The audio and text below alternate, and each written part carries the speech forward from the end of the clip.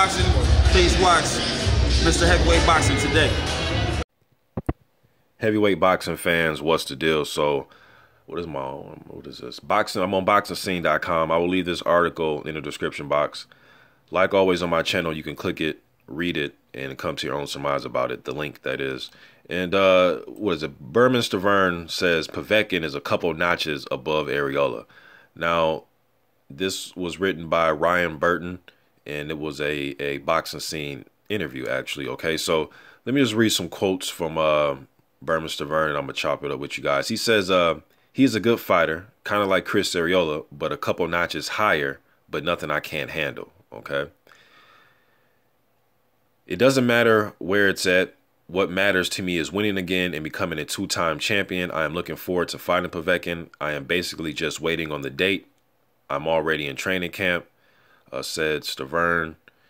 And what's another quote here? He says, as long as he is getting tested, as long as he is clean, I am all for it. And that was in regard with Povetkin and drug test situations. All right. Now, as far as him saying that Arreola is similar to Povetkin, and Povetkin's just some, as he put it, a couple notches higher. I believe he's saying that because Arreola's a guy, you don't have to go looking for him in the ring. He's going to come forward. He's going to apply the pressure. So that's what I believe Stiverne was probably aiming at. Well, one of the things that you're not going to have to find him, but I do think Povetkin is a few notches higher than Chris Arreola as far as his chin, just his overall boxing pedigree, Olympic gold medalist. I mean, he's a former champion himself, so I do believe that. But their styles are similar as far as a guy coming forward, putting the pressure up, and wanting to go in there and air it out for the most part. You know what I mean? If you invite that type of fight with Povetkin, he will take it. He won't go on his back foot and move away from that type of fight. And I don't think either of these guys are going to have a hard time fighting each other. I actually think Stiverne may go on his back foot a little bit. He has shown to do that in a lot of his fights. His thing is just when he gets up against the ropes sometimes, he'll put up the high guard, and he likes to play the numbers game where he'll take 3, 4, 5 of your shots and then try to come back with his shots. Sometimes he can place shots in between your combinations. That's when I think he's very dangerous. But he has shown some back foot game, and he likes to put the hands low a little bit and likes to snap the jab from the hip. But it can get him in trouble, I seen Derek Rossi dropped him over a low left-handed he was carrying. And then when he puts up his earmuffs, sometimes he can get in trouble like that too. Because like I said, he's open down the middle. Wilder was able to land some really good left hooks, even some good, or not left hooks, but left hooks too, but some straight right hands through the guard. And he was landing some good check left hooks. Wilder was in that fight. And he turned Stiverne into a plotter, in my opinion, in that fight. At least for that fight he did. Stiverne had an opportunity. Now, he talks about, wanting to fight Povetkin, and he doesn't matter where the fight is at. And, he wants his redemption against Deontay Wilder, and he wants to become a two-time heavyweight champion.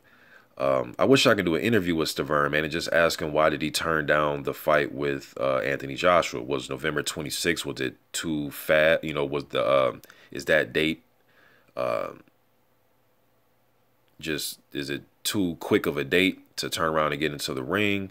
Did you want something more into December, January? I mean, what's really going on? Like, why did you turn down the fight with Anthony Joshua? According to Eddie Hearn, in the interview I heard with IFL TV yesterday, check out IFL TV, and you will see an interview that was posted from them yesterday. Coogan did an interview with Eddie Hearn, and Eddie Hearn said that they offered Stiverne, according to him, they offered Stiverne a boatload of money and a title shot. You don't have to go through an intern situation, and you got a title shot right in front of your face with a boatload of money. And according to Hearn, Stiverne is only going to make probably 1/8 of the money he would have made had he just fought Joshua when he goes and fight Povetkin. So I wonder how true that is, and I would like to hear from Bermane Stiverne himself. But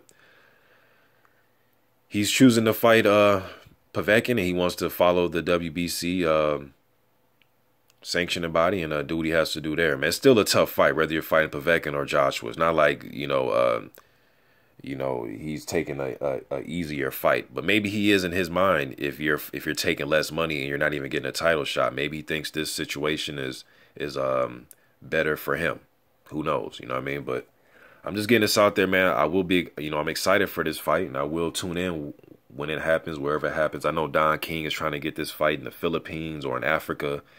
He's trying to live his 70s days, But I like Don King. I like that he likes to make this sport global, man. It's not just about having fights at the MGM, although I am an American fan, and I would love for all the fights to be here.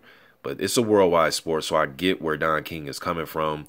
But I don't think this fight in particular needs to happen in one of those countries. I think it needs to happen either here in the U.S. or in Russia.